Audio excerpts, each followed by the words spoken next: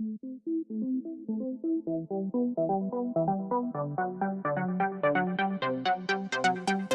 everybody, and welcome to the HTML All the Things Podcast, episode 22, Design, Develop, Deploy. I'm your host, Matt Lawrence, and I'm joined again by my co-host, Mike Coran. What have you been up to this week, Mike? Yeah, thanks, Matt. So I've been up to doing some updates on HTML All the Things. So if you check out the site now at htmlallthethings.com, you'll see that we have a little bit of a minor design change. A couple of glitches have been fixed. Some htaccess stuff has been added. So yeah, little things here and there. Nothing too major, but just some quality control stuff. Other than that, I've been doing some social media stuff. So posting on Instagram, trying to build that audience there. I've also actually started thinking about taking a online course sometime in January. So what I want to do is I want to just solidify some of the major topics out there. So the first topic I want to talk about is actually or learn about is actually machine learning, because I'm thinking about using machine learning in a future app idea that I have. So I've been looking at machine learning courses. I found one on Stanford for free, and I just want to take a look at that. So yeah, that's about it. So planning that out. Christmas coming up, so happy holidays, Merry Christmas to everyone. And yeah, what about you, Matt? So same kind of thing. We've been trying to build out our main kind of social media presence is on Instagram at the moment, and we've always kind of had the idea as my voice disappears the instant I start talking.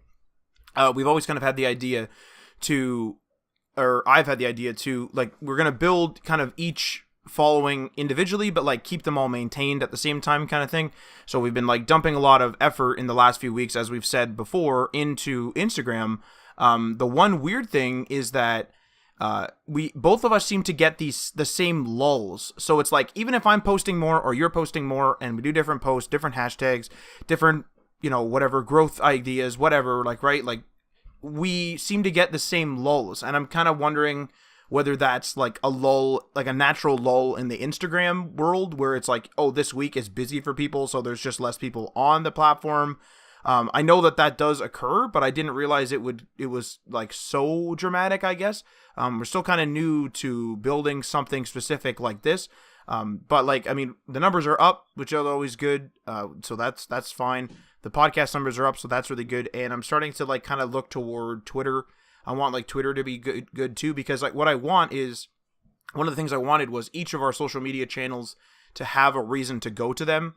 So our Instagram, it reshares a lot of interesting designs in the industry and that type of thing, and it's a good source, in my opinion, of inspiration for people if they're looking to make apps, make UIs, maybe even just kind of figure out should I have a really nice big picture? What are the design trends going on? Should I have full screen design? Should I not? Et cetera, et cetera. So design trends and that type of thing. So that's kind of what our Instagram at the moment is aiming towards. And of course it does its, standard announcements for podcast releases and article releases and whatever else that we release. But the Twitter, I kind of think is I want the Twitter to be sort of more a direct, it's more developer based, I guess. And it would be more, it'd be more one-on-one talking, where I can literally just kind of if I have a problem, some random problem in VS Code, I could comment on there, run polls on there, and we could just ask questions. It'd be more interaction based, I guess, even though there is quite a bit of interaction on Instagram. I'm still hashing out the idea clearly, but that's kind of what I'm going for. So I've been doing a lot of kind of social media stuff. And then so as of this week, last couple weeks I've been saying content. I'm doing content. So that's coming to fruition this week. So this week I want to get hopefully two guides out. It'll probably end up being one guide because we've become super busy this week, but two guides, maybe one guide this week on CSS Grid. So the idea was for me to make a guide on how to make a very simple nav bar with CSS Grid. However, I've found that I've actually personally never used CSS Grid. So why am I researching all this stuff and then not writing anything about the stuff? So I'm learning for a whole week, not writing anything, not creating any content, which is valuable content, and then just jumping right into the actual nav bar. So I'm going to do some actual beginner guides on stuff that I've learned, and I'm going to summarize all the stuff I've read and kind of gathered, and just trying to make a an intro / starter guide to Instagram, or not, or to Instagram, to CSS Grid. Got social media on the brain here. To CSS Grid, and then once CSS, like once we establish the very intro plans, then I'm going to start doing like actual components of a site. So we could do the really intro stuff, then things like the nav bar, maybe I'll do like a slider, etc., etc., etc. So it's not set in stone fully yet, but like do expect at least one guide this week. That is absolutely a goal of mine to get that out, because we've been talking about it nonstop, and to really kind of raise that medium/written content presence, and that'll also be available on our website. But now let's get into the show here, because this is a bit of a different and a long-winded show this week. So in this episode, we'll be talking about an idea that we've concocted, which is a coding challenge. But for those of you that are here for learning purposes, we will be covering general app design, development, and deploy topics as well. So, it's still going to be valuable either way. But the first segment is going to specifically focus on a challenge that we've kind of made for ourselves, and we'll get into that in a couple minutes. So, over the past couple of weeks, and I think we actually mentioned it on a previous podcast, we mentioned that one of the biggest weaknesses that we have is our aversion to risk. So we avoid risk as much as possible. And as a business owner, you should be paranoid when making decisions to ensure that you make the right ones. However, as with anything, you can overdo it, and that's exactly what we did, and that's what we generally do. We became so risk averse that we'd hesitate and eventually not do projects that we thought up just because we thought we'd lose money or we'd be wasting time. And there were a few exceptions in there. Obviously, we have a couple of apps and a couple of projects out there, but most of our project ideas were kiboshed. So luckily, one of the ideas that we did is the one you're listening to right now, HTML All the Things, and it's an idea that spawns and houses projects. So we can sort of make projects, and then we can talk about them on the show, we can write about them on the blog, we can do a whole bunch of things. So we're going to kind of try to use HTML All the Things to try to break out of this paranoia loop, if you will. And the brief scoop of this coding challenge is we're going to try to make an app and deploy it within 24 hours. And I'm going to talk about that, obviously, in depth in the episode. So I think we should do the segment introductions before we jump right into the actual segment. So segment number 1 is the idea. Segment number 2 is design, develop, deploy. And segment number 3, or actually web news, is Edge going Chromium, ? So we're going to talk about that. That's a big piece of news in the last couple of days here. So segment number 1 is divided into a couple of sub-parameters. So segment number 1, the idea, and the first one is parameters. So our idea needed to be something accessible, yet popular enough to get in front of people and actually get downloaded. In order to get downloads, we knew that the reach had to be decent, and it had to be something that people would find useful, but it had to be simple enough in order to be developed quickly. And we decided to analyze our previous experiences in launching apps, specifically our Chrome app and Chrome extension collection that we have out there. What we found was, with very little promotion on our end, making a product that complements an existing popular product gives you enough exposure through quote-unquote osmosis. So specifically speaking, I'm talking about our most popular app at the moment, which is multiple accounts for Outlook.com, which, as the name suggests, allows people to quickly switch between multiple Outlook.com accounts and switch between their associated web apps, like the OneDrive web app, for example. So from there, we took a look at our recent personal app experiences, as well as we took a look and kind of dove into the Google Play Store, and that's going to be our targeted app store, by the way. So a little bit more on that in a minute, but right now we're basically planning on doing it mostly on Android and on PC as well. And again, I'm going to get into that in the next segment. But all of this ultimately boiled down to the second subsection here, which is quote unquote the decision. So we've decided to do a minimalist Reddit news app that strips away any distraction from actually reading the news. Now, in the design section, again, I'm passing a lot off to the second segment because the second segment is actually quite conversational, just sort of like how web news is. So that's why I'm just laying down the framework in this segment, and then we'll be kind of talking in detail in the next segment. So we'll get more into what I mean by minimalist in the next segment, but generally we'll be taking away a bunch of the default Reddit features that people can get distracted by. We also have experience pulling information from Reddit. So if you remember in the introduction to Vue.js guide that Mike wrote, he has like a joke generator that he had, and those jokes pull from Reddit. So this app is, obviously it's far from reinventing the wheel, but it gets us going on finally releasing an app on Google Play which we've been talking about for years and we've never done it. The app will be monetized, and it will be monetized by ads. However, we plan on making the ads non-full screen and non-obtrusive so that users aren't bogged down by ads that have issues loading. So usually full screen ads I find have the most issue because they'll struggle to load and the app kind of looks like it's freezing. And then eventually the app will kind of like pop in awkwardly, and sometimes there's a graphical glitch with it, and it's a bit of a mess. However, this will be our first encounter with ads in an app. So we'll see how this strategy moves forward. Maybe it'll change. Maybe it won't work at all. Maybe we'll have to change it. We don't know. This is all new to us. As I said, we haven't done an app like this before. So this app is rather simple in design and scope, and is actually accomplishing a great deal of smaller points that we've been aiming to get done specifically. So that moves on to the third subsegment here, accomplishments and goals. So one of the main things is trying out a community event. So one of the goals with HTML All the Things was to get people involved to some extent if they wanted to try out new things. And this coding challenge is the first of its kind for us. So basically we'll be the guinea pigs to see if it works out. Maybe if it goes well, we'll do like a public version of the challenge. I don't know. So we'll kind of be like, we'll set the parameters up and we'll do it. Maybe it's unrealistic. Maybe we'll fail. Maybe it'll be too easy. We don't know. We don't know what's going to happen.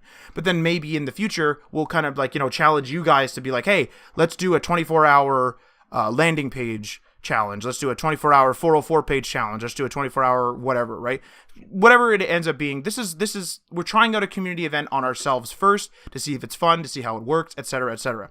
Also, social media coverage. So right now, as I've already mentioned, we're trying to get a lot of stuff done on social media, but right now we post about our like podcast episode releases, as I mentioned. We share people's work again, as I mentioned, and more. However, we've been wanting to try and like what I call live post. So I'm not saying like live stream necessarily, but what I'm saying is like we want to share work as it's being completed. So we're aiming to share a bunch of content during this coding challenge time window. So things like, posts of our progress, we'll actually take like screenshots of stuff and be like, oh, this is where we are on hour 10 or something. Again, it's not hashed out. This is all new to us. So we're kind of diving in head first here. And we want to like see, maybe we can get some videos going in there, some Instagram videos in there. Maybe we can get some cool like tweets in there, whatever. We're going to play it by ear, but that is the goal at the moment. And then we also, as I said before, we want to just straight up release an app.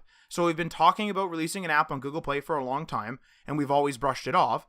So this challenge should give us an actual push to get it done. So even if we fail the challenge and don't release the app on time, at that point we would have dived so much into the app development that we'll essentially have no choice but to release the app for fear of wasting all that time, and that'll basically force us to take on the risk of just releasing it. Because even if we fail at this point, and it's an estimate, but I would say we'd be probably like 90% on the app anyway. So, and then the very last subsection here is furthering our knowledge. So we're planning on using, we were planning on using Apache Cordova for this. However, because we've had a couple of days of back and forth on this, and we've actually revised the plan a couple of times.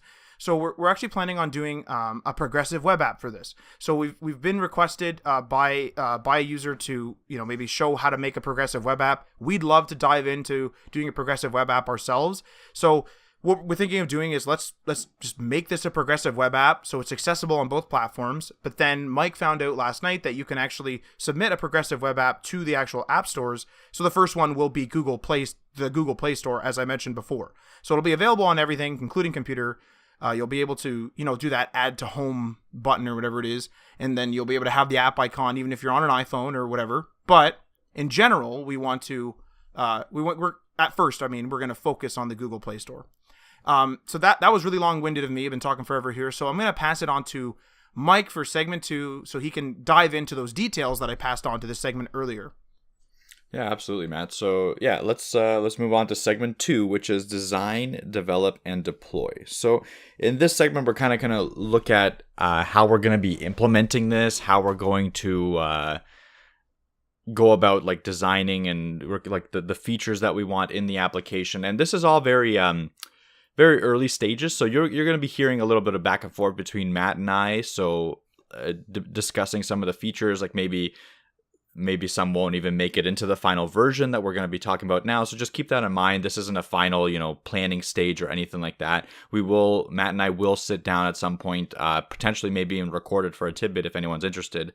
And we will hash this out and get a design doc going and stuff like that. So for now, just keep that in mind. So if we assume that in our decision in segment 1 is final, we're going to do this Reddit news app. And then so let's dive in and see what that will take. One of the most important things we need in this challenge is to identify what the minimal viable product is and what we're actually going to be making. So that's the MVP of what we're going to be making on that day of the challenge. So we have 24 hours. It's going to be one of those, no sleep days. I don't know, like I'm sure some of you have been to hackathons. That's kind of what we're getting the inspiration from, but this is kind of like a personal hackathon.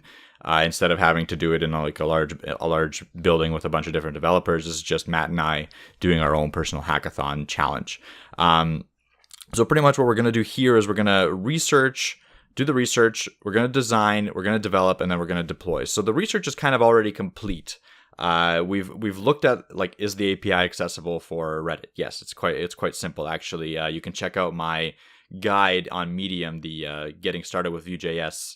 Or actually, no, it's the Vue.js, what's it called? Introduction to my Vue.js guide. So that one covers a little bit on how to use the Reddit API, which is actually very, very interesting and easy to start with, and a really good first foray into using an API with a response and stuff like that. Definitely highly recommend it. But so the research is done. So yes, it's definitely possible to do something like this. Is it viable? Will people use it?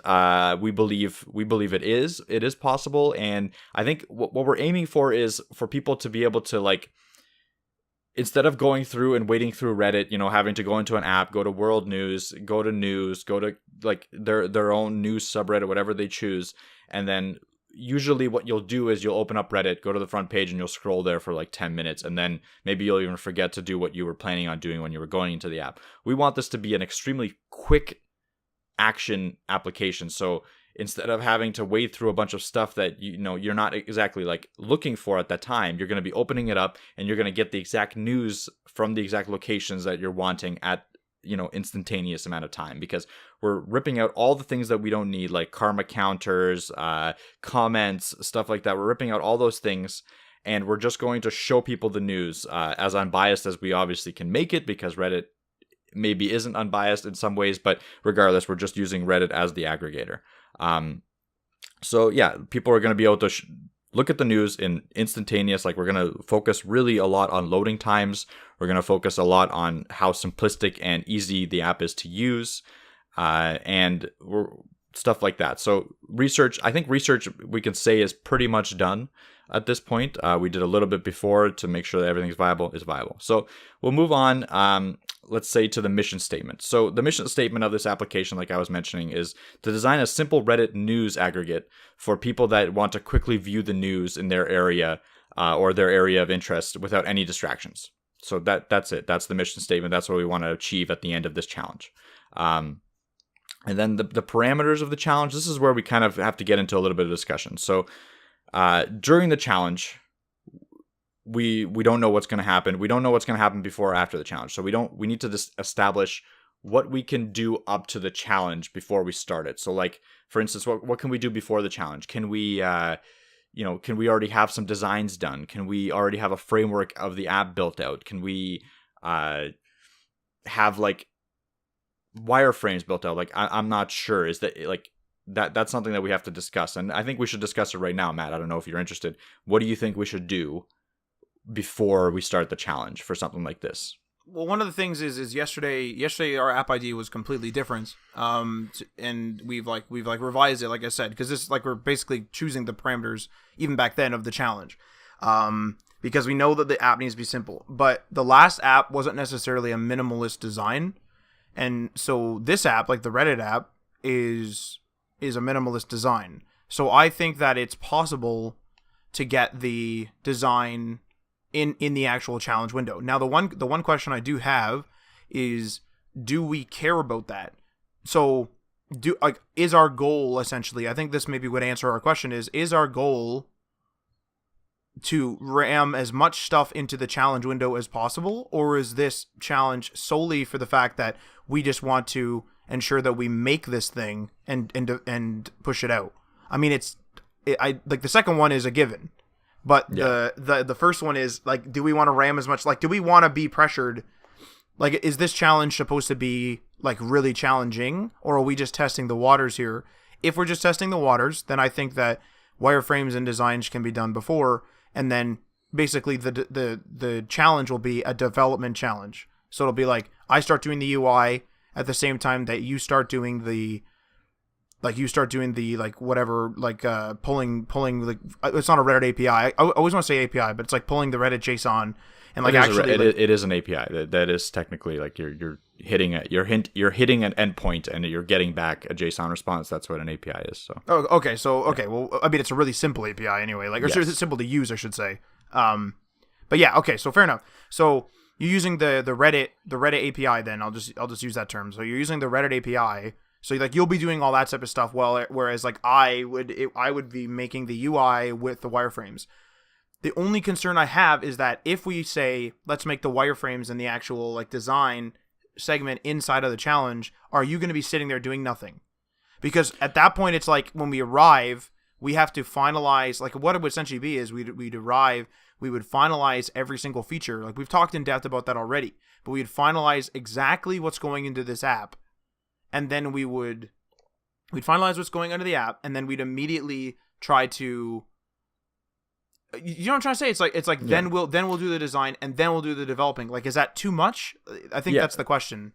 So I'll butt in here, and I think in my eyes, I think what we should have is the entire design doc done before we get in, and that includes like the wireframes and stuff like that and the basic designs. I think you're right. I think this is a development challenge. I think that's how we're going to label it. And going forward, it makes sense that like if we do this challenge with the community, what will happen is everyone will get their design docs ready, and then on the day of, they'll start the challenge, actually developing the application through laying it out and actually doing the JavaScript and stuff like that. I think that makes the most sense. Usually, from what I've seen and from what I've read, the 48-hour challenges, sometimes they will have like you have to do the design doc within the challenge. I think that's more reasonable, especially if it's like a bigger team and more time, you can do that. But with a 24-hour challenge and our goal of actually getting an application published on a store or like as a PWA, I think we should just focus on actually getting that accomplished, like you said, and we should just get the design doc ready before the challenge is done.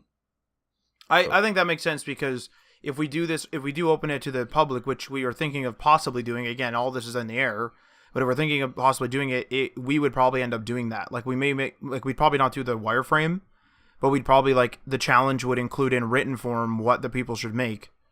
And then we would simply say like, fill in your own wireframe in your own UI, right? And then do it. So in our case, we'll just do our UI in that, because we'll allow them in the challenge to do it before their challenge begins. Yeah.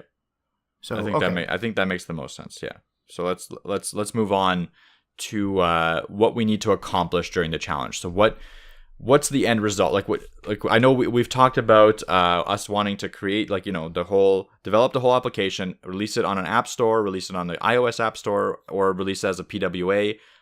What should we actually make the challenge? Like, I think yesterday we were discussing that we wanted to just get it onto get it as a PWA at the end so that people can go to the site and put it onto their home screen. That seemed like a fair thing, but maybe should we have a stretch goal of, if everything is going all right, submit it to the App Store? Like, should there be stretch goals even? Well, the one thing that I do want to point out, and it is like a block, is that as of yesterday, I found out that our Google AdSense account is pending the PIN verification. Mm-hmm. That's 2 to 4 weeks. Okay. And so we can't, as far as I know, and I'm not a Google AdSense expert, as far as I know, our account cannot serve ads until that's confirmed. Okay. Because we had that problem. Like, I found that out last night. And so I sent out the notification to your house via mail, right? But now it's like one of us has to get that mail, fill out the form. You know what I'm trying to say? It's like, yep. So like we got a bit of a problem there. So like that's a block. So I don't know whether we can serve ads. And also at that point, it's like, when do we want to do the challenge then too? Like Yeah, should we do it? Should we do it after we get that pin, or should we make an app without ads initially, or with ad placeholders? That's the question, right? Because like, I mean, at the end of the day, right now we're talking about monetization, right? Yeah. I mean, we could, for ad placeholders, technically, we could just put ads for HTML other things. We can do that, but like, I mean, they're going to be all over the place. That's not a monetization, yeah. And that's not a monetization. And I kind of wanted this to be like a full ad experience. Like, I mean, that almost sounds like a PR thing where it's like, no, I don't want money. I just want it to be a full ad experience, or app experience. But like for us, like we've never done an app, and part of making an app is monetization. So we should probably learn that. And well, the thing with the PWA is that it needs to be Google AdSense. You said, right? Or can it be something else? Or do we know? It's Google AdSense is for sure supported from what I've seen. But the other thing is that it seems like any web, like JS AdSense ad network should be supported. So the only thing that's not supported would be like a native Android or native iOS networks. That seems that from a very short amount of research that I've done. And listeners, if you're PWA experts and you've already published stuff on the App Store with PWAs and you know the answer to this, we'd love to know what you have to say, and we'd love to pick your brain a little bit. But that's from what, like, the short things that I've read, it seems that any sort of JavaScript ad framework should work. Okay, so what I would say is, I think as a very, very, very first step is that what we should do is literally just, I'll try to generate an ad unit. But I have like a big red banner on our account that says like, your ads are not being served because you haven't confirmed your address. Admittedly though, like the only thing we had ads on was Free Photos Hamilton, which has basically been abandoned at this point. Mm-hmm. And so there are no ad units in the list. Now again, I don't know whether me adding ad units won't work because of this notice, or whether it's like they'll let me serve it for like a limited time because it's a new ad unit. I don't know, right? Like that's what I'm saying, is I don't know. Yeah, gotcha. So potentially we could be delaying this a little bit until we get the pin. That's what I'm hearing. Which is okay. Which is okay, but it's a problem because now we're falling into the trap of delay. Yeah. And this is exactly why I kind of wanted to do this episode, was that like, I mean, this little section is almost like a tidbit, but like this is the same type of conversations that I would say that developers and other people have when they're doing just side projects or main projects even. Mm-hmm. And it's like, see, like now we're looking at delaying it, and like delaying it is such an easy thing, but like I kind of want to force ourselves not to delay it. Right. But then if we can get the ads, it's not an issue. Without ads, we're losing that whole ad experience part of the challenge. Which is a big one because we have other app ideas, and if we want to ensure that we get, because we want to learn about the challenge, the app, like the ads, the app making, PWA, like it's a whole thing. So I don't know. And another thing too is in terms of market, like, this is like we're essentially advertising this to the people listening to this right now. Yeah. But outside of the people listening to this, if we're talking about the general public, if they just say like, oh, it's a minimalist news app, which is exactly what we're making here. We're not making it just for the listeners, download it, of course, but like this is a public thing where they don't even know who we are. Or they just go like, oh, there's a minimalist news app. I don't want to necessarily have to add ads later and then have them freak out. Like I kind of want the precedent set. Okay, but like I said, as a placeholder, as an option, in the place where the ads would be, we put literal ads, like we make an ad for HTML other things, and then in the future we replace that with the AdSense. So the people downloading it will immediately see the ad for HTML other things, right? Yeah. So they know that there's ads in the application.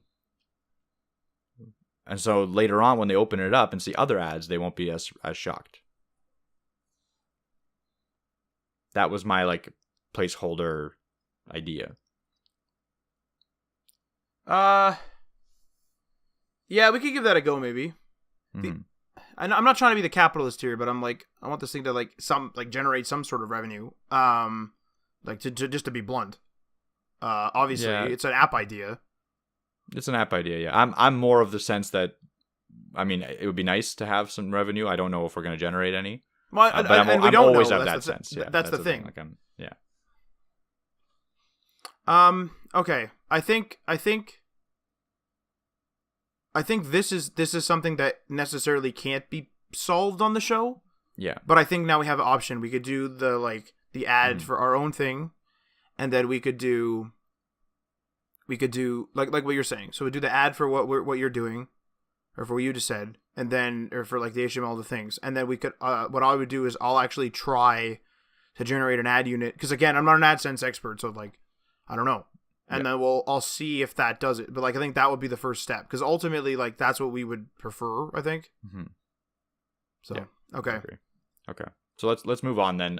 So we've talked about what we want to accomplish during the challenge. That seems to be set in stone now. Or set in very, very murky mud, but that's fine. What's the end game of this challenge? So once we finish it, we want, I think, okay, some of the things we've already talked about, I'll just list them. Potentially generate some revenue from like an AdSense kind of thing. We're also thinking about adding a microtransaction in where you can just remove all ads, because that would be good experience for us to get like that in place and see how that works in a PWA. I don't know if that's possible in a PWA. I'm sure it's somewhat possible, but we'll see. That's something that could generate revenue, would be good experience for us to get. The other thing would be to test out this challenge, right? This is kind of a repeat of the accomplishments and goals, I guess, section that you covered, Matt. But pretty much just like, get all the knowledge that we can out of it, get all the experience, expand our social medias, get a little bit of revenue, develop stuff for HTML All the Things, for all the listeners, for all the people that go out there. That they should find a topic like this interesting, I would hope, and then we can continue on with it, do the community challenge. That would be the end game in my eyes. Do you see anything else? I think that basically sums it up. Is like, yeah. I think that the one major thing that we're lacking in is community involvement. Like, people have been messaging us about things on the podcast, and people have been like, tweeting at us, or sending out Instagram stories saying they're listening to the show, and like we appreciate all that. That's really great, and like continue to do that, absolutely. But I would kind of like to almost give back, I guess, and sort of have like something where people can get involved, and then it would be entertaining too, right? So if people are like, because like if we do a challenge and it's just like an arbitrary challenge, and people start like posting on their Instagram stories, and we repost the Instagram stories, or however that works. Again, I'm not an Instagram expert, so I got to look that up. But, if we can like somehow get some sort of entertainment out of it, and like people are having fun with it and that type of thing, like I think that is the ultimate goal. Because like, I mean, that's the most interesting stuff, right? Is like, there's a reason why and Ask Me Anything on Reddit is so big, is because everyone's kind of getting involved. People are reading the comments, and it's like real, like, essentially in most cases, one-to-one commenting. Like, so you're answering questions like Q&A. And so like in this, it would be like, I want to say like it wouldn't be actually one-to-one, but it would be like a closer like development experience. It would be like, show me your best 404 app, do it in an hour sometime this week. And then, people would post little stories about it or something, and we would repost it on Instagram maybe, and stuff, like depending on how it turns out and stuff. So like that would be interesting. I think this is like the birth of that idea. And it's something that we really wanted to get out of this project anyway. So, yeah, which makes sense. So I think that kind of sums up the parameters of the challenge. So let's move on to the design. So how we want it to look, how we want it to perform, what we want the UX to be. So first thing, for the looks aspect of it, I think, do we want to use a CSS framework? I think we've chosen Grid as our language of choice for the actual layout. In my opinion, if we have Grid, I don't think we need a CSS framework. I would agree with that. I think because like we're learning Grid now, so like, I mean, Grid's going to be like a slight bit of a challenge anyway, because it's not just like second nature to me yet.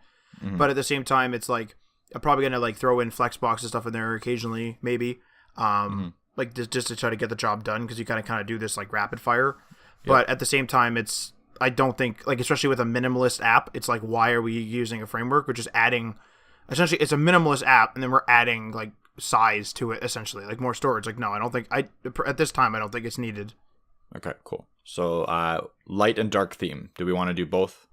Yes. And the one thing we were talking about is like we wanted this to be like a no BS design kind of thing, and I'm thinking of not even hiding that behind a settings button. Again, thinking of it, I want it just to be literally like a button you can just click and you can just switch it from light to dark at essentially at any time. Probably on like the top nav bar or the top bar. I think that'll be this. So that makes the most sense. It's just like a quick like, oh, it's like, you know, light out. I'll switch from dark to light. Oh, it's, you know, this is too bright right now. I'll switch it, and then, you know, I think all you have to do for OLED screens is literally just make it black. So maybe we'll have like an OLED, like, well, maybe we'll make the dark theme OLED compatible, maybe. So that'd be. I think we should. Yeah, I would agree with that, because it's like if we're making it dark, like, why just make it a dark gray? Why not just like make it OLED? Might as well at that point. Save some battery for people. I agree with that. I don't know if having it always at the top is needed. I think like if we have a slide out menu from the left, we could put it there as well, and then they can always access the slide out menu by just sliding out, and we can put it right there. But anyway, we can discuss that for sure. I don't mind having that discussion. Well, ultimately, what I'm trying to get at is I don't want it buried like settings, display, appearance, theme. Yeah, we don't need that. Like, that's ridiculous. I think we'll have the slide out menu will be our kind of settings, and that's it. Yeah. It's a fairly simple app. So, and then that goes to the other topic of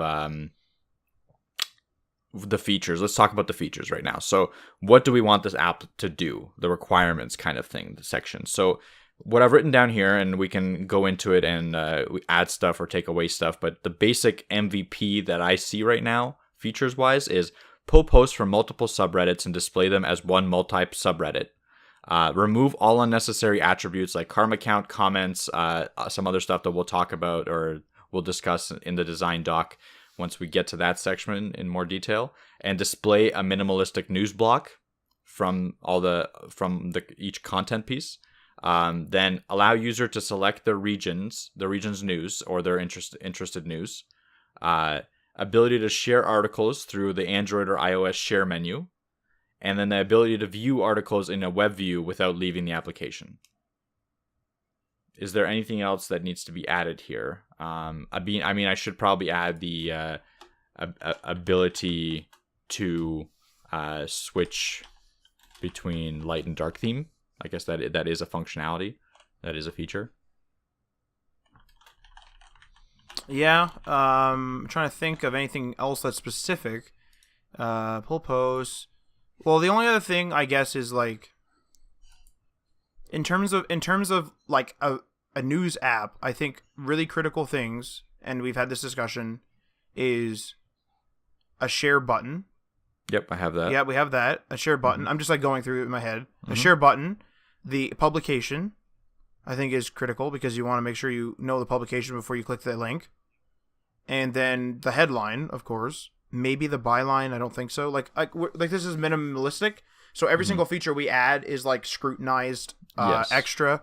And we've had that discussion last night for like almost like for over an hour of like whether or not we should have a share button. And ultimately, like, people, when they read something, they're like, oh, that's crazy, and then they want to share it. Why are we forcing them to go to the Reddit app, copy the like? No, it's messy. Let's just share. Let's just have a share button. Yeah, which makes sense. So let's that makes sense, and like having the news publication definitely makes sense for people to know where it's from. Also, I think having the subreddit where that particular content is from is also important. So they know that one's from World News, or that one's from Canada, or that one's from, you know what I mean? Like it makes sense to provide context to the title sometimes, because sometimes the title would just assume that the person knows which subreddit they're on.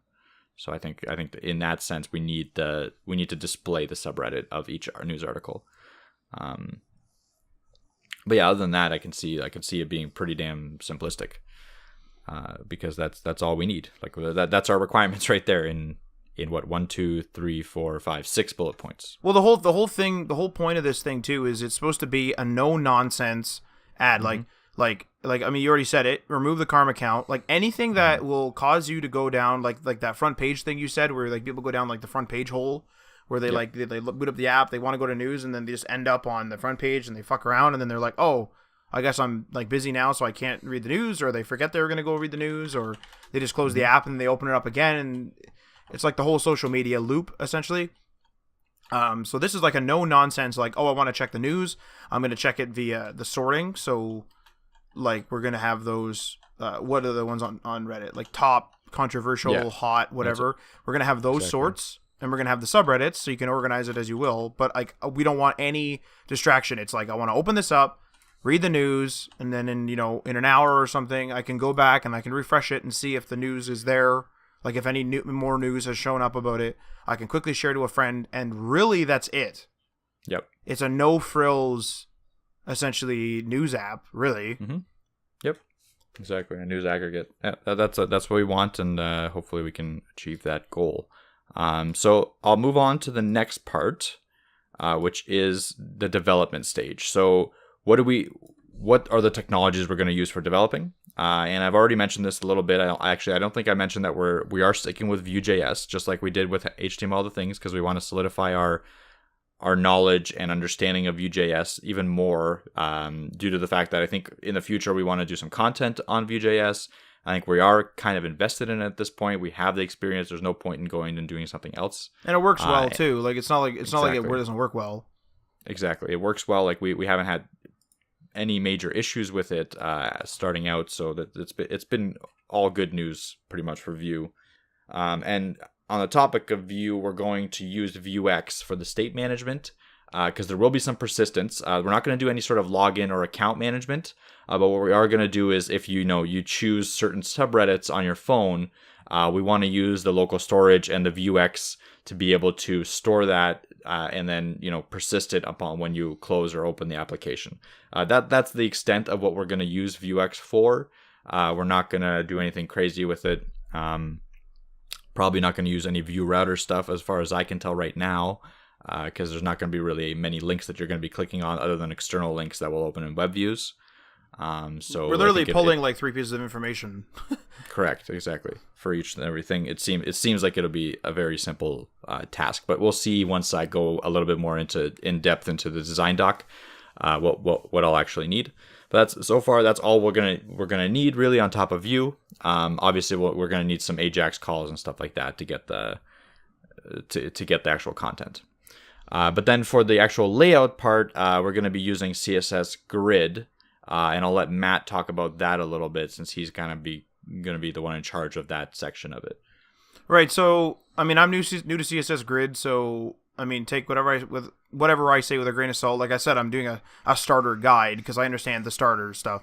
But because I am a starter. But moving on from that. So basically what I think we'll do is, what I'm going to be trying to do with this is, the ultimate goal, I think, with CSS Grid, with HTML, all the things specifically, is to ultimately make it so like I said, we're going to be making components like we're going to do starting, and then we're going to do the nav bar, and then maybe like a slider. So like, in my opinion, the ultimate goal is to literally just have like a really basic, like essentially like a small business website, if you will, set up, in which a person who's learning Grid could go into the starter, then into the navbar tutorial, then into like the slider or whatever, then into like the content blocks, like learn each piece of like a basic website, because from there you can kind of like retrofit it and like copy paste some stuff, and you can kind of figure it out, especially if you've been in web development for a while.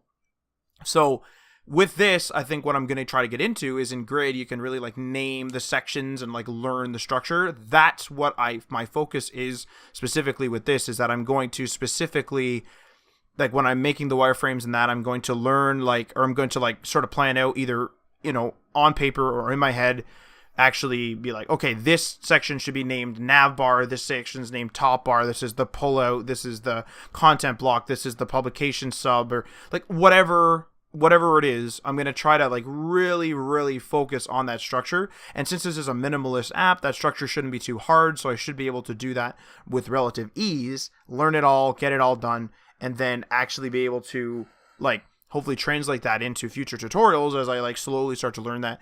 So it's going to be interesting because, we're newer to Vue.js, where we do have a couple of months experience with it. And then like I'm completely new to CSS Grid, and this is a coding challenge. So it's going to be a decent challenge, at least, I would say. But I think it's important that, like, this is the whole thing where, like I've said it several times in Instagram comments and probably on the show a few times, where, the best thing you could probably do is just sort of dive in. You want to make a project, you just sort of dive in. This is a minimalist project in which I want to use or I can use CSS Grid, and I'm just so happen to be wanting to learn it right now, so I might as well jump in and just do CSS Grid for it. So I'm going to try to do a proper CSS Grid structure, the best I know how. Obviously, I'm new.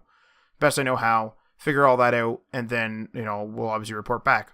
And it'll be the only other concern, and we've had this discussion, is that we're using CSS Grid and its compatibility is a concern to an extent. And I think that for the first version, we'll do CSS Grid, and then if we see other, like this, got to remember, this is the MVP, right? We might, we're assuming this does okay, and it's a viable product. We will, we plan on updating it with things, whatever they are, more subreddits, more whatever, change the UI, what have you. So maybe we'll add more compatibility options, but for an MVP, CSS Grid, in my opinion, has enough of a compatibility range. It's the most modern thing, so I need to learn it. And it's probably going to run rather well because it's all ready for responsivity, and this is a progressive web app, so screen sizes aplenty will be using this. I think that's really it. It's CSS Grid as a overview. It's not super complex, but I think that really covers that. Yeah, I agree. So that's pretty much it for the develop. It's fairly simple, fairly straightforward. It should be doable in that 24 hours. That's the whole point of this. Is we wanted to make something that wasn't overwhelming us, and we weren't going to be panicking there for 24 hours. We wanted to make sure that we could do it. We could flush it out so that you actually get a good user experience for the people that are going to be using the application, and we don't go crazy fixing a million glitches and learning a million different technologies. So that's it for the develop part. For the deploying, we're considering right now different options, but for now we're going to probably stick with what we know with HTML all the things, and we're going to deploy using an Nginx Docker container on DigitalOcean, and that's it. That's all that you need to know. That's all that really there is to it. Make a Docker Compose file for the Nginx. There's no database. There's no Node.js side to this. No server. All we're gonna do is just use Nginx for the actual web server. It's a simple app. That's it. Yeah, exactly. But then people will then be able to go to that app, and since it's going to be packaged as a progressive web app with a progressive web app config file with all the icons and stuff like that, the phone should detect it as a PWA.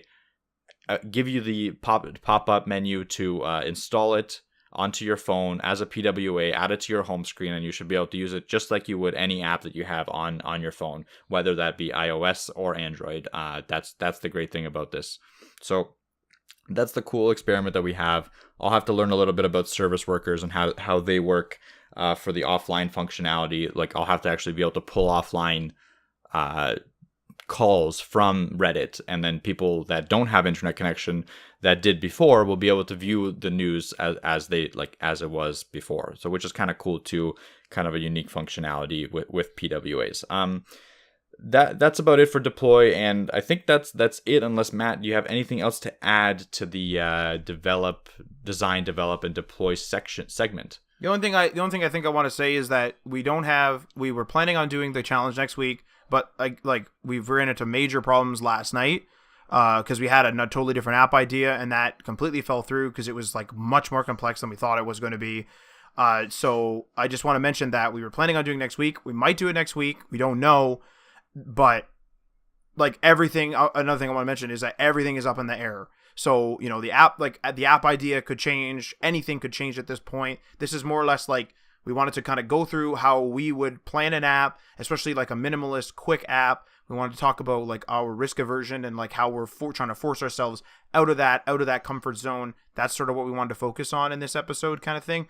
And then sort of a tidbit esque segment there, as we just heard. But I just want to iterate here that this is all subject to change. I just want to make sure that's clear. This is all subject to change. This could completely collapse. This could work beautifully. This could be totally different and then work beautifully. We don't know when, who, what, where, when, why. We have an idea. We don't know. So I just wanted to reiterate that as a sort of disclaimer. So if you're hey, where's this thing? We could be 8 podcast. I mean, I hope not, but 8 podcast episodes down the road, and they'd be hey, you guys did a whole episode on a challenge thing. Where's that challenge thing? I just want to say that I don't know. Yeah. So and I just want to say, be honest, yeah, exactly. But to be honest, call us out if that actually happens. Call us out, and maybe that'll force our hand. But I think we'll do this challenge. I think we'll do it soon. because I don't think there's much stopping us other than the ads thing. So if Well, we can get around that ads issue, I think there's nothing stopping us from even doing it next week. So, but we'll see for sure. The ads thing, and then just holiday season. So like, Correct, I mean, next week is kind of like a weird week where it's like before the holiday season begins. So it's like most people are kind of done their stuff and they're still working, and people are starting to get off on holidays and stuff. So it's like we could use that time, strategically. All I'm saying is that like it could be a 2019 thing, it could be a next week thing. I don't know. But we will, like Mike said, fucking call us out, yell at us, yo, what the hell? Where's that code challenge? Because like we're trying to force ourselves out of the comfort zone, and as everyone probably knows, that's really not an easy thing to do. So, yeah, exactly. So yeah, and with that, let's move on to the web news this week. So, as a lot of you probably know, if you're in the web development industry and if you're interested in web design and stuff like that, Microsoft had some interesting news, and which surprised a lot of people, and a lot of people kind of doubted it. Like there was a rumor, I think 2 weeks ago, about it, and then Microsoft actually announced and solidified that rumor, which is cool. So basically, what it is Edge going to Chromium? And the answer is yes. Microsoft has fully announced it, and they are making the switch from their Edge HTML engine to the Chromium engine for their future Edge browser. So it's still going to be called Edge, but they're now going to be using the familiar Chromium open source browser as their base. The other things that were announced were Project Manager is moderately confirmed that most Chrome extensions will now natively work because it's using the Chromium App Engine with the new Edge. The other thing is that now, since it's going to be using Chromium, it will now be released on Xbox One Edge as the Edge browser. Mac OS even will have the Edge Chromium version web browser. Android and iOS will all have the Edge browser. So they want to make it so that it's, across all the different devices that they can, which kind of makes sense. The thing is that not everyone's happy about it. Mozilla being the biggest proponent of not liking what's going on. So Mozilla's not happy because what they're saying is Microsoft is giving Google a monopoly and has now made it their own goal to make sure that Google doesn't have that full monopoly. And they've really doubled down on the fact that people need choice. People like choice breeds innovation and all that. And they don't like it when a large browser and a large market segment like Edge, Chrome is number one, but Edge is still up there. Like Edge is still, it still has a market segment. I don't know if it's large. It's probably not huge, but it definitely still has users since it's pre-installed on all Windows devices. And the fact that now, instead of using their own engine, now they're going to be using Chromium. Chrome pretty much controls all that data, controls all that segment. Whatever Chrome changes on Edge as well. It's their choice now. Like they kind of almost control the entire industry, and that kind of puts Firefox in a pinch, because let's say Chromium decides to add a feature that Firefox doesn't have, and it's like a fairly large feature, and before they would have to make the decision oh, well, there's Edge. If we add this feature, then developers would have to develop it for Edge and Firefox and Safari. But now, instead of that, they don't have that. It's not as much. They have more control over that decision, right? So they're like, oh, well, since we control Edge and Chrome and these other browsers that use Chromium as their as their engine, we can now develop a feature and then leave Firefox in the dust, which, Firefox is obviously concerned with that kind of stuff, and they don't want to have it so that there's a single monopoly controlling everything, which I will kind of agree with to a certain degree. Where if it's a monopoly, then it's going to force Chrome to just be stagnant and allow no innovation kind of thing. But there's positives and negatives in that, and we'll talk about it once I finish this segment. So the other thing is that developers obviously now going forward will have less incentive to support Edge HTML. Microsoft has come out and said that they're not canceling Edge HTML as people will still be able to choose if they want to use it.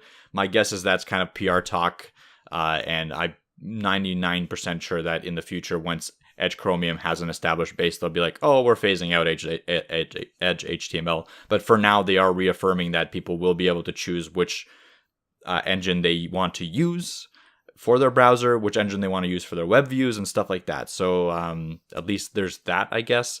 And then another thing that I read and I found interesting was that the fact that Microsoft uses Electron internally for their applications. So I believe Skype is an Electron-based application, and Electron is a cross-platform development language, development tool. So you're able to build, JavaScript apps for the PC pretty much, and then use the same language across different platforms. I think it's Mac OS and use it on Mac OS and Windows, one language. And I think Microsoft uses that for VS Code and Skype. So it kind of makes sense why they're like, oh, well, we'll use Chromium as well because Electron's built on Chromium. And now all of our applications will be running on the same base. So it's a little bit easier to maintain. From a business standpoint, in my opinion, it does make sense what Microsoft is doing. It's much easier to just piggyback on someone else's code, and build out a web browser that people are already familiar with how the performance is and how to use it and stuff like that. And developers will be sort of happy, some of them, I'm sure, because now they don't have to worry about a whole other development platform. Like, they can just leave Edge in the dust and not have to worry about designing and fixing glitches on Edge. It just makes stuff a little bit simpler. But that's pretty much all I have to say about this topic, and I just want to leave it. I just want to give it to Matt to say his opinion on does he think it's a good thing? Do you think it's a thing that might hurt us in the future? I don't know. What do you think, Matt? I think it's a weird thing, actually. To be blunt, it's weird to have. There's always, not always, but there's been the three browsers more or less, and there's like Opera and stuff, but there's been three browsers essentially, three of the biggest ones. Well, it's Safari. Oh, four, I guess, yeah. Jesus, just threw out one of the. Well, I don't know how big Safari is, to be honest, and it's also apparently, from what I've heard. Sorry to interrupt, but apparently Safari has now become the new Internet Explorer, where people really hate the way it works for a lot of features. Like, it's not implementing features in the same way that Chrome is. And so developers are having an issue with it. I haven't. Well, I mean, that's not true. Most of my issues have been in Safari, but I haven't had too many people complain about stuff in Safari, so I haven't worried about it. But yeah, I guess that is true. Well, I mean, Safari is kind of I don't know, but in terms of functionality, I'd say it's beyond Internet Explorer, especially since Internet Explorer has been discontinued for a while now. But I would say that Safari is in the Internet Explorer position in terms of it's the default system browser, and so it's going to get a ton of use and needs to be supported by developers just because it's the default. And it's the same thing as what you and I were describing earlier, is that so right now it's weird because Edge HTML, as you said, is still going to be quote unquote supported.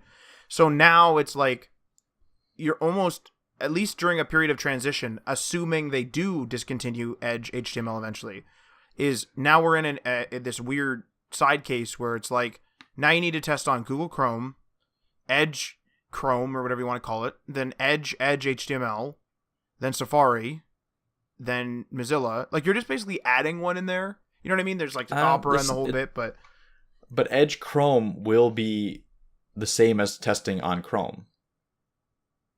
It's using the same engine, so the same features that you're working on for Chrome will work on Edge Chrome.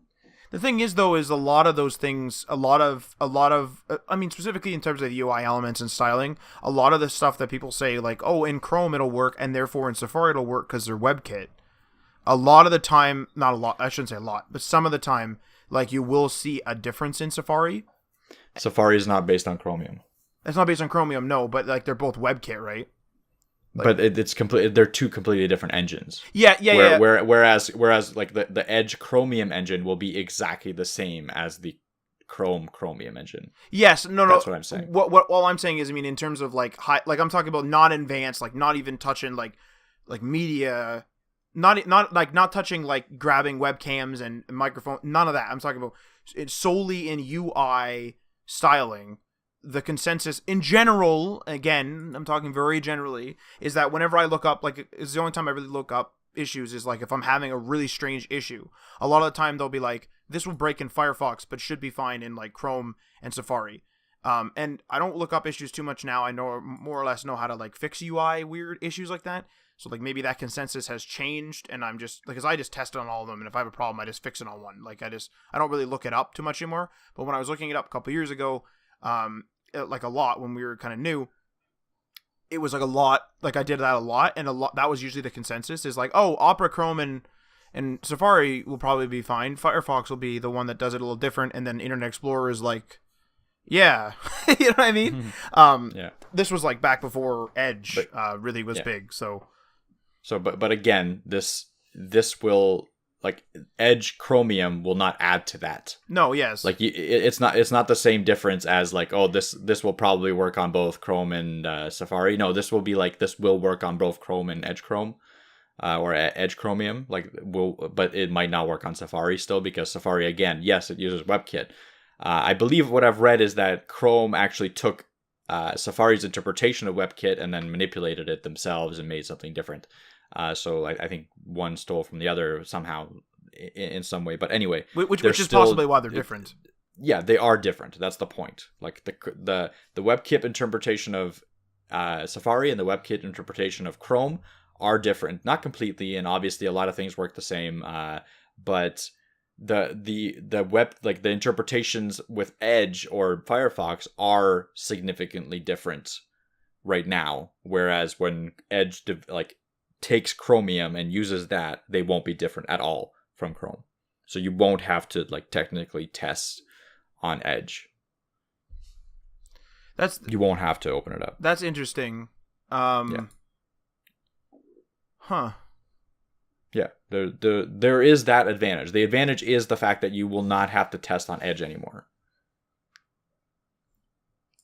What about the whole Edge HTML being supported? Again, Edge HTML being supported, yes, they have reaffirmed that it is being supported. My guess is that they will regress it. Well, in the future. my concern would be for not necessarily us because we're freelancing, but it'd be more for the people who work in a larger company where they're still supporting Internet Explorer 10 and below. Right, and that's not going to change. Nothing's going to change that, right? Like, no, but I'm saying is now they've just added a browser. Why isn't this working in Edge HTML? Mm-hmm. That's what I'm saying.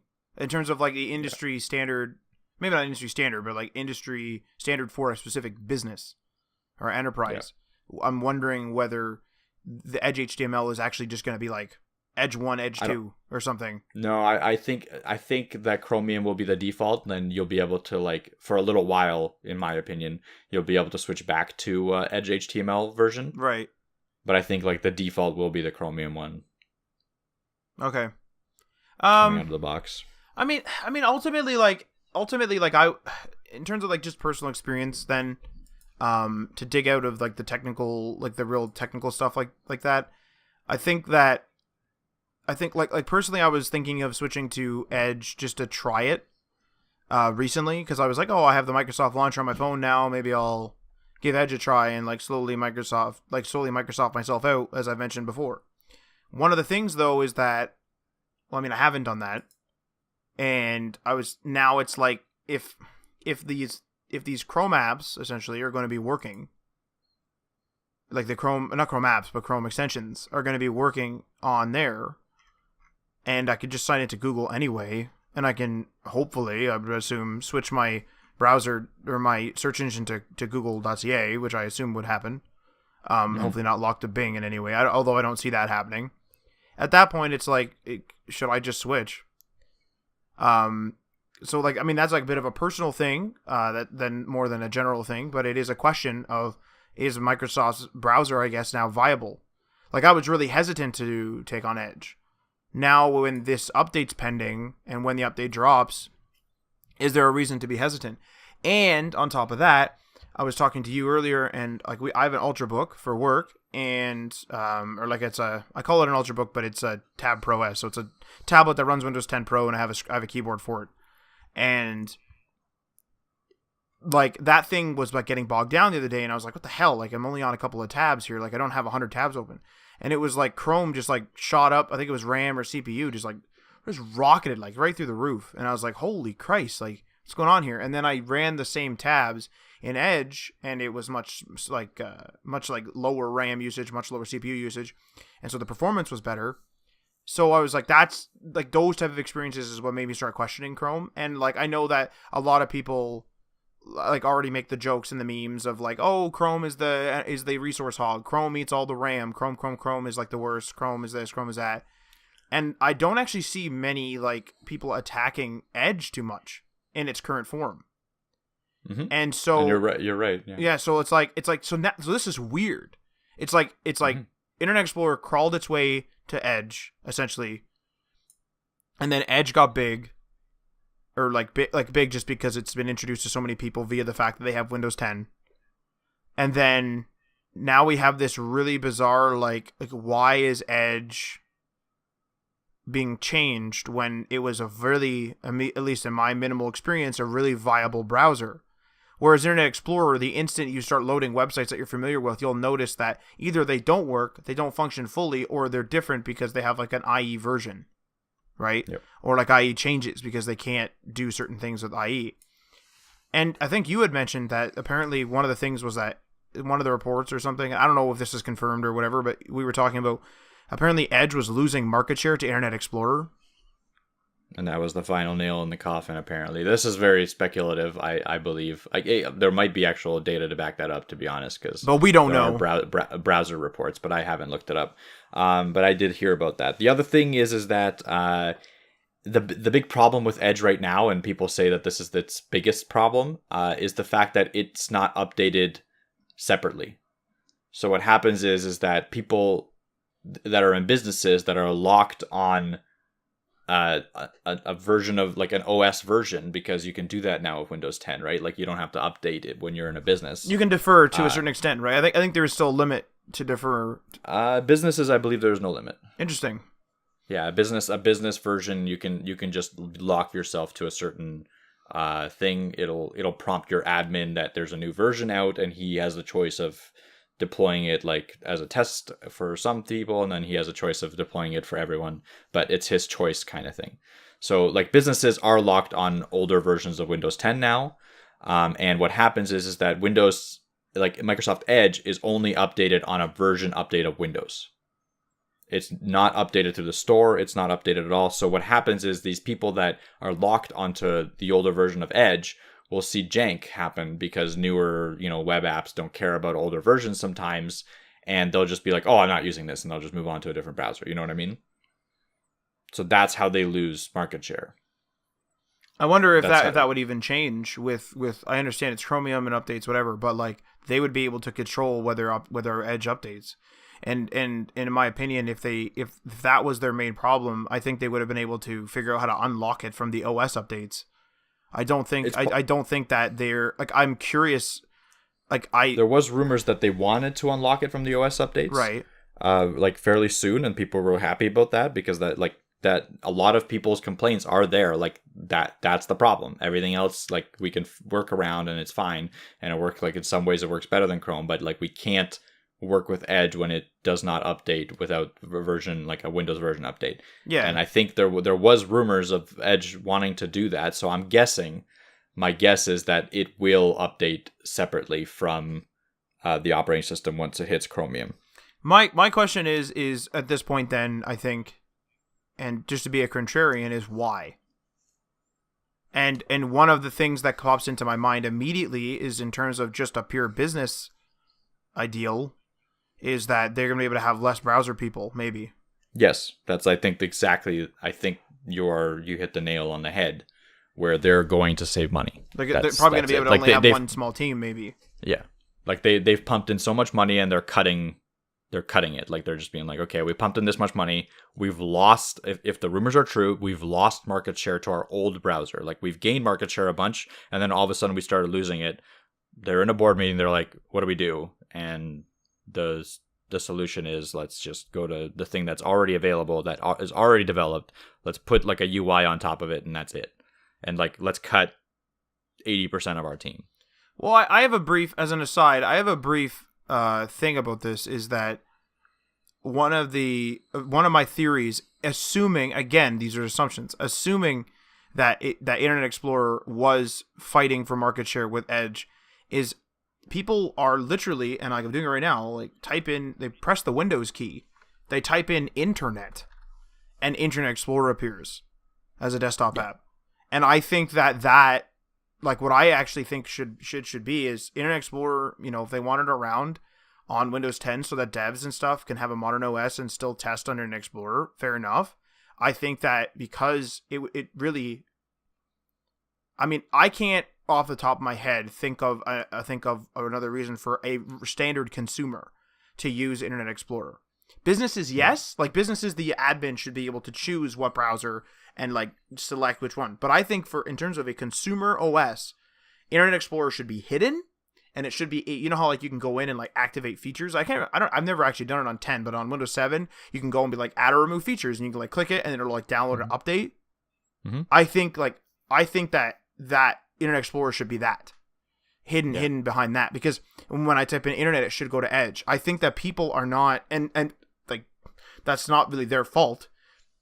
If you've always used Internet Explorer, you've minimally used the internet, you've been able to get around, and you don't think it's bad because you don't have any other experience. You're not versed in computers. You get a new computer because your old one breaks or gets too old. You go to the start menu like you've always done. You type in internet like you've always done, and you press enter on the E. The whole point of having Edge with the E, as far as I understand it, was to ensure that people understood the branding. But when people are typing in the word, because I think that like pressing start in search has become part of people's routine as well, without looking for the buttons. Like a lot of older folks will look in general on the desktop, but like I know a bunch that will search. And so like, because they've gotten used to that, like over the years and years, it's like, oh, searching's so much easier. You like start INTER and then just press enter. You don't even type the whole thing, right? And I think that they've adopted that, and I think that maybe assuming this is true, that Internet Explorer was fighting the market share of Edge, that's probably why, in my opinion. Yeah, it's possible. Like I think that's a possibility to definitely impact why. But regardless of the fact, I don't know. I think it's. I'm scared. It's a tough thing. I'm scared about this. Yeah, like it's not. It's. Yeah, pretty much. Like I think it will make our lives easier as developers. Looking at it selfishly, I see that happening, but I kind of am wary of it, and a little bit in agreement with Firefox, where what will happen 5-10 years from now, and and Chromium controls everything.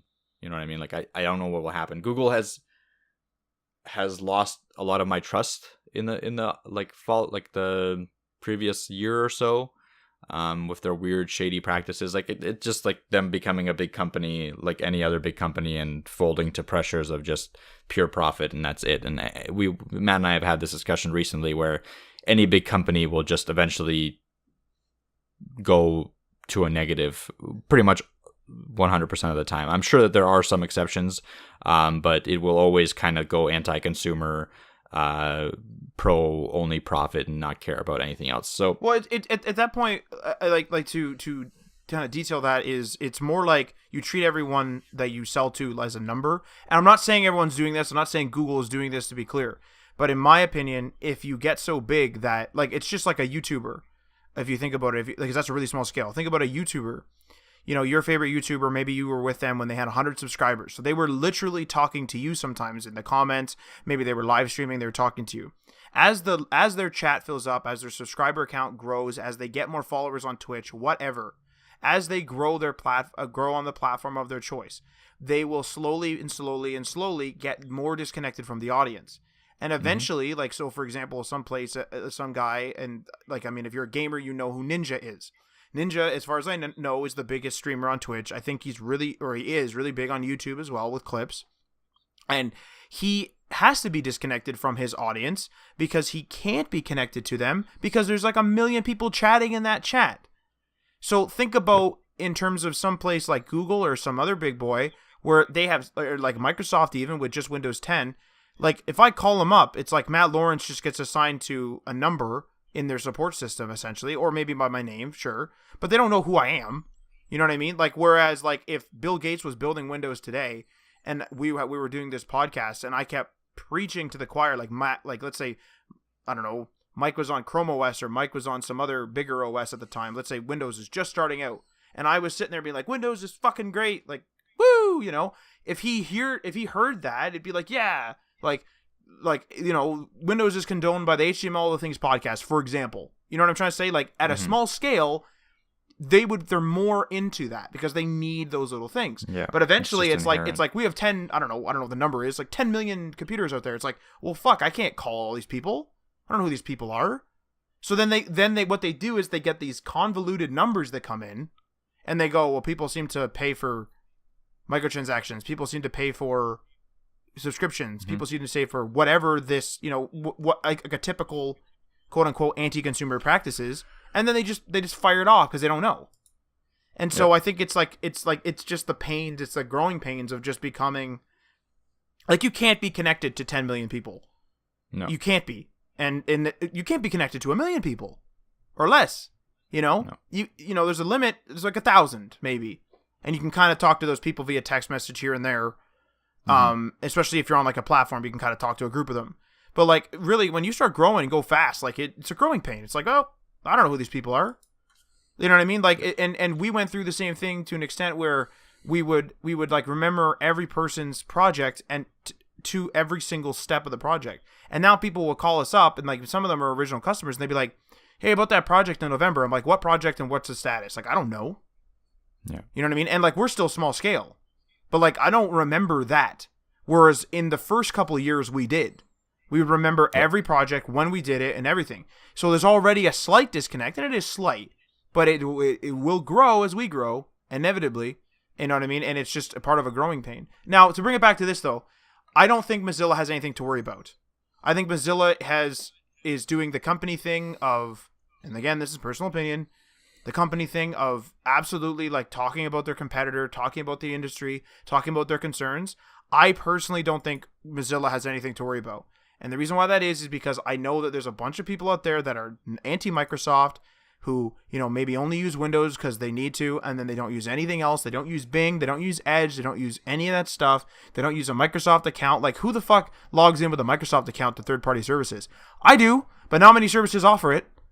Like, Cineplex does. Like, Cineplex allows you to do it. That's the only one I can think off the top of my head that allows me to sign in as a third-party service. Like, most of them are Facebook, Google, you know, Twitter maybe. I've never done Twitter, so I don't know. But like, there's like, you know what I'm talking about, like the third-party login, where instead of you giving them your email and everything, it's like, oh, just sign in with Facebook. You know, sign up with Facebook. So like Microsoft isn't on that ticket in most cases, and like I think it's because there's a huge market out there that is not gonna go with Edge, regardless of whether it's Chromium or not. And if Edge becomes Chromium, and people are anti-Google, they're anti-Chrome for whatever reason, or they're anti-Microsoft, which there are people that I guarantee will fall into the same camp, they'll go to Firefox. And Firefox, to me, I don't have numbers, has always been a more niche but large browser. A niche large browser, if that's a thing. And all they're going to do is solidify that position. I don't think they need to be worried. I don't think they're going to get crushed. I think the only way they're going to get crushed is if they get bought out and then crushed, like, you know, bought out and then shut down. But if they, you know, hold steady, just keep making what they're making, people are still going to be supporting them, and make sure, you know what I mean? Like, I don't think I can't see people that are on Firefox today being like, oh, Chromium, I never used Chrome before, let's use Edge. Like, that doesn't make any sense to me. And if you're on Edge now and you switch to Chromium and you're anti-Google, you're going to go to Firefox probably, like maybe Opera or something, but generally you're going to be going to Firefox. Like, that's what I would do. Like, oh, guess I'm going to Firefox. Like, that'd be it if I was in that camp. And so, like, I honestly don't think, from my limited experience in that type of business, I would say they don't have anything to worry about. And I would say that they absolutely need to, like, talk about the state of the industry and that type of thing, because this is a big shift, like we're talking about tonight, right now. I don't know what your opinion is on this, Mike, but I don't think Firefox is going anywhere, and I don't think they need to be worried. Yeah, I'm more of the opinion that, like, I'm more of the sense that I can't predict what's going to happen personally, and I can't even. I'm almost. It's a cop out a little bit, but I would say, you know what? I'll make a point. I think I'm the counterpoint to this. I think Firefox does have something to worry about. I think that Chrome taking more and more market share, Chrome then being able to, you know, put in changes that they want to put in and push Firefox out is a possibility. I think that they should be worried, honestly. Like, I think that they definitely have something to worry about, and I think that they're in, maybe not in the next 5 years, but I can see in a decade where they will start rapidly losing market share to Chromium based browsers. The thing is, though, is one of the arguments is that in terms of competition, if Google gets a monopoly, right? If the Chromium just kind of I don't know if Chromium is owned by Google. I don't really think of Chromium like myself. I just always think Google Chrome. Chromium is owned by Google. Okay, yeah. So I don't really like think of that much, but like if we think about it, like I was going to say, what's the default browser on Ubuntu? As small of a market share that is. Yeah, it might be Firefox. I haven't used the consumer version. Like, I only use the terminal version of Ubuntu. I haven't used the consumer like UI version of Ubuntu in years. Yeah, I don't think that like I'm not going to say that matters. Like, I don't think it matters to. No, but I mean, Ubuntu is still being developed, and it's like being developed. Like, I would equate Ubuntu. Like, I kind of throw Ubuntu. I understand they're different things, by the way. I understand one's an OS and one's a browser, but I kind of throw Ubuntu and Firefox in the same camp. Mm-hmm. Where I always kind of think of them as like the side big boy of like somebody. It's like, oh, this fucking OS is fucking up, and I just like run to them, or like, whoa, this browser fucking up, and I run to Firefox. I don't think that Google is like one of the things is that they're saying competition is what they're scared of, and you're saying that like Google's going to put changes in. Well, one of the big things about no competition with a monopoly is that changes won't be put in. Now, during the period in which most things, so like Edge and Chrome are Chromium, and there's Firefox, and yes, there's others, but let's just say these three essentially, which is essentially two now, right? Chromium essentially, and then Firefox. I don't see like if Chromium starts pushing a bunch of features, why can't Firefox also push features? Like, why is that a concern? The argument was made, I don't know whether it was your argument or whether you read it, but the argument was made like, oh, obviously, like, and it's just a general argument as well. If somebody gets a monopoly, they're probably going to go stagnant, kind of like that whole Intel versus Ryzen thing before Ryzen was a thing. That was a whole, if you're into CPUs and computers, that's something you know about, but you know, Intel kind of got a little stagnant there, but like this is just competition par for the course. Like maybe they're scared of the competition. Maybe they're scared that like they're going to make features faster and better than they can. But that's capitalism, baby. Like if you're going to get crushed, you're going to get crushed. Like I don't know what else to tell them. But like if you guys are like, you guys don't want them to have a monopoly, then fight them. Fight them, make us buy your product. Like if you make like I have Firefox Developer Edition on here, and I use that for a bunch of stuff for work, and I use that just for work really. But like for example, like I switched over to Chrome because I had a Google account anyway, and the syncing was better between Chrome. Whereas Firefox, I had like, it was way back in the day now. I think it was still in 7, or maybe it was even in Vista, but like I had to like sign into this weird account, and I like forgot my password, and it's not as accessible as like the Google thing. And I don't think there was like an email associated with it, where it's like the Google account's like, man, I could just freaking sign in everything and get like my YouTube going, and it's just like a one sign in, and that was my whole thing, right? That was my whole reason to switch. But maybe Firefox is amazing now, and maybe they just need to fucking force us to do something. Make a great app. Make an even better browser. Push changes. Do changes. People do browser specific code pens. Do something cool. Show it off. You attract the developers. Make the developers say like, this is only available on, like some apps are only available on a Chrome. You know, it's rare, but make it so that some stuff's only available on Firefox. Like, what are you guys doing? Fight them. I don't know. Well, they are, and like they have some pretty cool and you'll be seeing this soon, but they have their developer tools for CSS Grid are like the best by far. Oh yeah, that inspect tool, holy fuck. Yeah, like that's the best CSS Grid tool you're gonna get when you start developing with CSS Grid. But like, and they definitely have that kind of stuff, and they're definitely appealing to developers. I think that just they're in a losing battle. Like that's all it is. I think we should wrap it up. Yeah. Though. We've been gabbing on for a while. Yeah. But yeah. Send us your opinions or whatever, because like this is obviously a fully controversial and opinion-based conversation. So shoot us a message on whatever social media that you're on, and we'd be interested in hearing about that. But in conclusion, Thanks for listening, and make sure you do not miss an episode by subscribing on the platform of your choice. You can follow us on the socials via at HTML All the Things for Facebook and Instagram, at HTML Everything for Twitter. We're on Medium, we're on GitHub. Make sure you check out that Medium, because there should be a guide here this week. Remember, we're also on Patreon. Remember that it is on patreon.com/HTML All the Things. Give that a go. Check out the tiers. Feel free to leave a comment and or a review on the platform you are listening to this on. And we are signing off.